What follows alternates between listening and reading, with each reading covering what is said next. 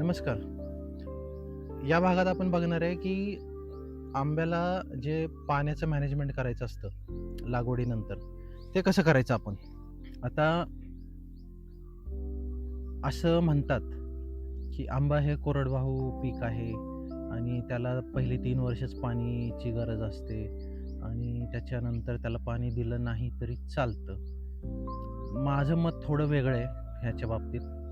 कारण ते खरं आहे, की आंबा हे कोरडवाहू आहे. पण मला असं वाटतं, की जर मी बांधावरती झाड लावतोय, तर ते कोरडवाहू आहे माझ्यासाठी. ते मी असंच लावतोय, की मला सावली मिळेल, शेतात काम केलं मी, बसायला मला सावली मिळेल आणि जर देवानं दिलं तर मला आंबे देईल तो. हा विचार करून मी लावतोय, तर ते माझ्यासाठी कोरडवाहू आहे. मी त्याचं काही पाणी-बिणी काही बघणार नाहीये. पण जर माझ्या क्षेत्रामधलं पूर्ण क्षेत्रामध्ये मी जर एक बाग लावतोय आंब्याची आणि त्या बागेकडनं मी उत्पादनाची अपेक्षा ठेवतोय. त्यासाठी मी पूर्ण मेहनत घेतोय, खर्च घालतोय मी. तर त्याच्यासाठी मला प्रॉपर पाण्याचं नियोजन हे केलंच पाहिजे. मग मी असं नाही म्हणू शकत, की ते कोरडवाहू आहे. माझ्यासाठी ते बागायत आहे. जेवढं आपण त्याला देऊ झाडाला, तेवढंच ते आपल्याला परत देणार आहे ना. जर त्याला आपण पाणीच नाही दिलं, त्याची जी गरज आहे पाण्याची आणि आपण पाणी नाही देत म्हणून आपण म्हणत बसलो, की नाही ते तर कोरडवाहू आहे. 3 वर्षानंतर त्याचा तो बघेल. मग तो त्याच्यात तो ठरवेल ना, की मला कधी फळ द्यायचंय, किती वेळा फळ द्यायचंय आणि किती क्वांटिटीमध्ये फळ द्यायचंय. मग मी हे नाही करू शकत ना, की बाबा मला यावेळी कमी उत्पादन मिळालं. कारण मी मॅनेजच नाही केलं ना पाण्याला त्या. त्या झाडाचं पाणी मॅनेज नाही केलं मी. आंब्याच्या बागेमध्ये पाण्याचं नियोजन हे केलंच पाहिजे आणि फक्त 3 वर्ष नाही, तर ते एव्हरी टाईम करायला लागतं. पहिली 5 वर्ष तर आपल्याला काटेकोरपणे त्याला पाण्याचं नियोजन करायचं आहे, कारण त्याची वाढीचा काळ येतो आणि 5 वर्षानंतर जेव्हा आपली बाग उत्पादनक्षम होते, तेव्हा उत्पादन घेण्यासाठी जे नियोजन करायला लागतं पाण्याचं, ते पण करायचं आहे आपल्याला. तर आपण पहिल्यापासून बघूया, की आपण आंब्याची झाड लावतोय नवीन, नॉर्मली तर आपण पावसाळ्यातच लावणार आहे. पावसाळा संपतो आपला सप्टेंबर एंड किंवा ऑक्टोबर मिडपर्यंत. मग त्याच्यानंतर कसं त्याचं नियोजन करायचं? तर आपली जी झाडं लावलेली असतात नवीन, ती असतात नवीन लावलेली असल्यामुळे त्यांची मुळं वरच्यावर असतात, खोल गेलेली नसतात. त्यामुळे वरच्या मातीत असल्यामुळे वरच्या मातीतलं बाष्पीभवन लवकर होतं. जसा पाऊस पडायचा थांबला, सूर्य आला, तसं ते माती तापून त्याचं बाष्पीभवन होतं आणि मग पाणी निघून जातं वरच्या थरातलं. सो जी नवीन झाडं असतात त्यांना आपल्याला आठवड्यातनं 2दा पाणी दिलंच पाहिजे. आता पाणी देण्याच्या पद्धतीमध्ये तुम्ही ड्रिप वापरू शकता. त्याच्यामध्ये तुम्ही 8 लिटर, 4 लिटर, 16 लिटर पर लावू शकता. तुम्ही त्याला काय म्हणतात त्याला लेफ्ट राईटला 2 ड्रिपर म्हणजे झाडाचे एक झाड मध्ये इकडे एक ड्रिपर, इकडे एक ड्रिपर किंवा त्याला अशी रिंग करून 4 ड्रिपर लावू शकता. बरोबर? म्हणजे चारही दिशेने त्याला पाणी मिळेल किंवा लेफ्ट राईटला पाणी मिळेल असे एक असतं ते. दुसरं असतं की मायक्रो स्प्रिंकलर्स असतात. त्यानं काय होतं की ड्रिपरपेक्षा कसं जे ड्रिपर असतात ते थेंब-थेंब पाणी पडतं. मायक्रो स्प्रिंकलरमधून काय होतं की एक स्प्रे जातो आणि माती कंटिन्युअसली ओली होत राहते. तो तो एक मेथड आहे. म्हणजे ते ड्रिपचीच लाईन असते, फक्त ते मायक्रो स्प्रिंकलर ते ड्रिपरच्या ऐवजी स्प्रिंकलर यूज करायचे, मायक्रोवाले. आपल्या बागेत पण सुरुवातीची 3 वर्ष ड्रिपच होतं. त्याची एक स्टोरी आहे, मी सांगतो तुम्हाला कशी झाली ती. आता आम्ही ड्रिप नाही वापरत आहे. ड्रिप काढून टाकले मी. आता 2 पी-व्ही-सी पाईप केलेले आहेत मी आणि प्रत्येक 2 ओळींच्या मध्ये 2 वॉल काढलेले आहेत आणि त्यातनं पाईपनी पाणी देतोय झाडांना. पहिल्या वर्षी त्याला आठवड्यातनं 2दा पाणी दिलंच पाहिजे. उन्हाळ्यामध्ये पण आपल्या मातीच्या किती बाष्पीभवन होते त्यानुसार आपण ठरवू शकतो. पण आठवड्यातनं 2दा मस्ट आहे पहिल्या वर्षी. दुसरं वर्ष ते 5वं वर्ष तुम्ही बघू शकता, की तुमच्या बागेमध्ये बाष्पीभवनाचा रेट काय आहे आणि 4 दिवस, 5 दिवसाच्या अंतरानं तुम्ही एक शेड्यूल घेऊ शकता आणि जर माती ओली राहत असेल तर 6-7 दिवसानंतर पण घेऊ शकता तुम्ही एक शेड्यूल. पहिली 5 वर्ष आपण पाण्याचं मॅनेजमेंट हे असं करायचं आहे, की आठवड्यातनं एकदा आणि उन्हाळ्यामध्ये आठवड्यातनं 2दा. आणि 5व्या वर्षानंतर जेव्हा उत्पादनक्षम होती बाग आपली, त्यावेळी काय करायचं आपण, एक जनरल रूल असतो, की पावसाळा संपला, पाऊस पडायचा थांबला, की आपल्या बागेला आपण पाणी द्यायचं नाही. बिलकुल पाणी नाही द्यायचं. कधीपर्यंत जोपर्यंत आपल्या बागेला मोहर येत नाही तोपर्यंत. जर तुम्ही पाणी दिलं त्या काळामध्ये, तर झाडाला हवा असणारं नायट्रोजन जाणार आणि नायट्रोजन गेल्यामुळं त्याची व्हेजिटेटिव्ह ग्रोथ होऊन मोहर नाही येणार. तो झाड ॲक्च्युली डिसिजन घेतं. ज्यावेळी त्याला बोंड फुटतात ना, त्याची बोंड अशी फुटलेली असतात, अशी ह्या आकाराची असतात. तुम्ही जर बघितलं, जर हे असं असेल ना, असं ह्या आकाराचं, तर ते शुअर शॉट मोहर काढणार. जर ते असं असेल, असं या आकाराचं, तर तिथून तुम्हाला मोहर नाही येणार आहे. तिथून तुम्हाला नवीन पालवी फुटणार आहे तिथून, असं आकाराचं असेल तर. त्यामुळे तुम्ही ते बोंडांच्या आकारावरनं पण बघून तुम्हाला अंदाज येऊ शकतो. ॲक्च्युली ते बोंड फुटल्यानंतर पण झाड एक दिवस डिसिजन घेतो, की मला काय करायचंय? मोहर घ्यायचा आहे का व्हेजिटेटिव्ह ग्रोथ घ्यायची? त्याचे अजून पण थोडेफार असतात, जसं पानं अशी झुकतात.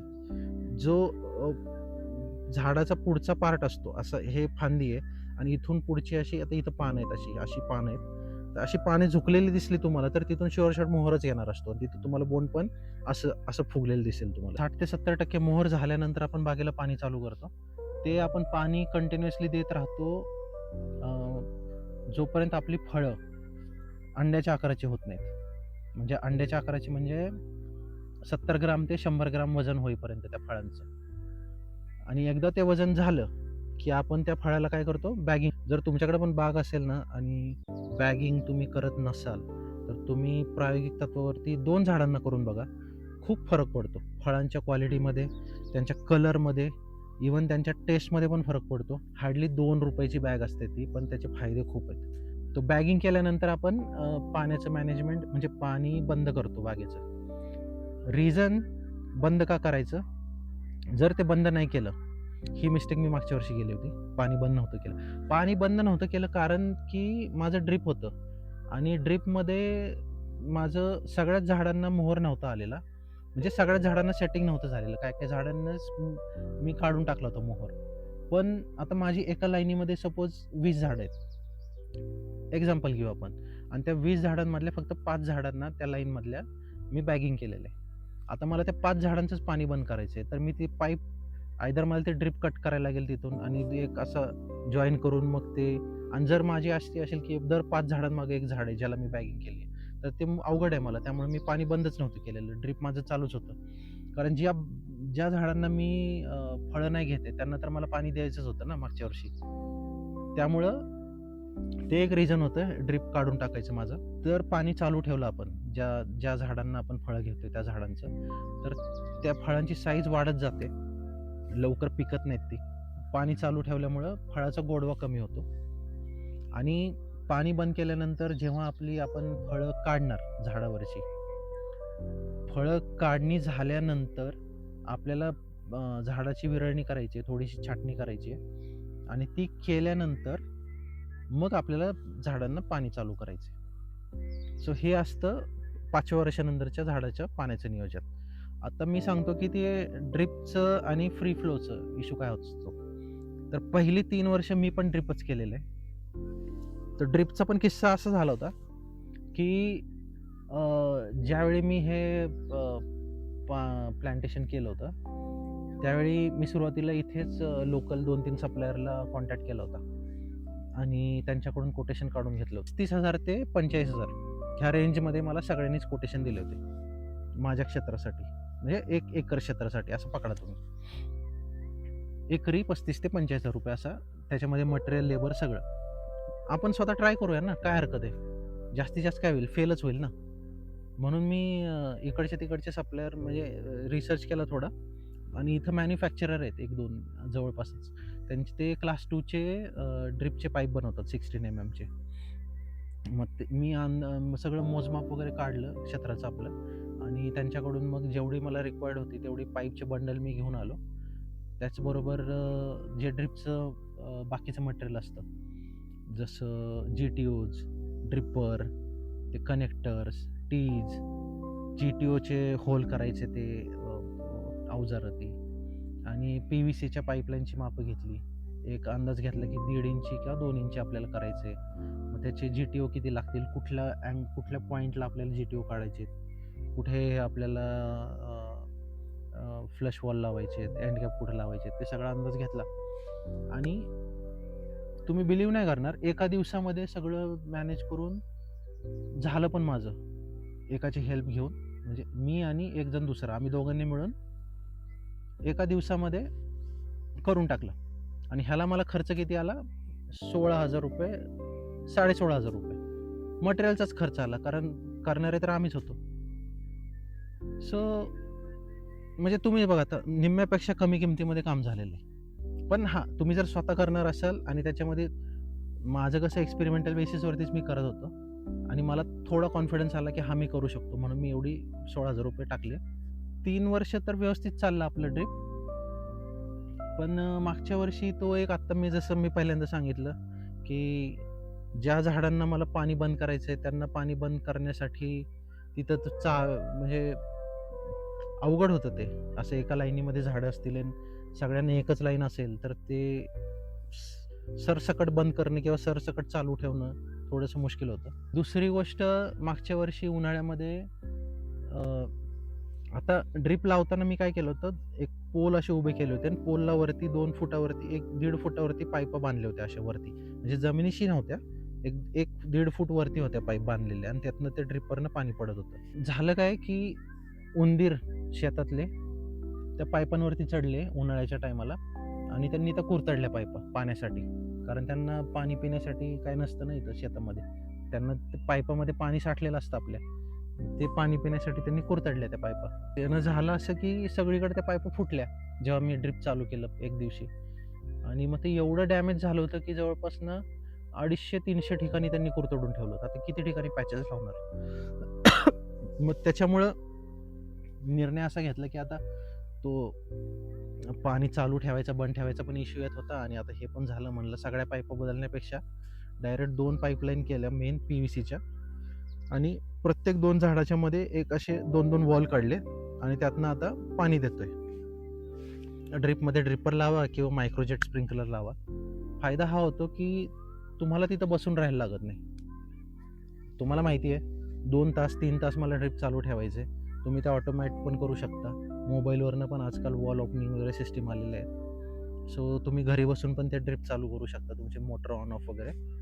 जर तुमचं फिक्स असेल सगळं, तर काही इश्यू नाही आहे. घरी बसून आरामात करू शकता.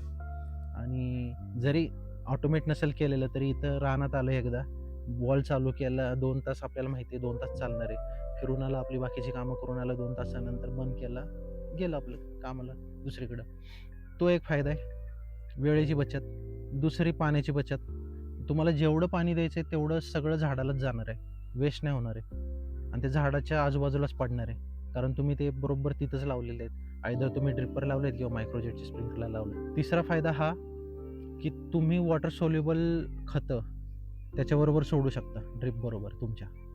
त्यासाठी एक बॅटरी पॉवर्ड इंजेक्टर मशीन, आपला बॅटरी पॉवरचा पंप जो असतो ना, त्या पंपाच्या पाईपनी पण तुम्ही ती सिस्टीम अटॅच करून त्या ड्रिपमध्ये ॲड करू शकता. सो हे 3 मेजर फायदे आहेत ड्रिप आणि खरंच बेस्ट आहे. तुम्ही जर नवीन लागवड करताय तर ड्रिपसारखं दुसरं बेस्ट सोल्युशन नाही आहे. मी पण 3 वर्ष वापरलेलंच आहे. फक्त 4थ्या वर्षीपासून आता हे वेगळं सिस्टीम केलं. आता ह्या वेगळ्या सिस्टीमचे फायदे मी तुम्हाला सांगतो, की ह्याच्यामध्ये 2 मेन पाईपलाईन आहेत आणि वॉल काढलेले आहेत आणि प्रत्येक झाडाला हाताने पाणी देतोय आपण पाईपनी.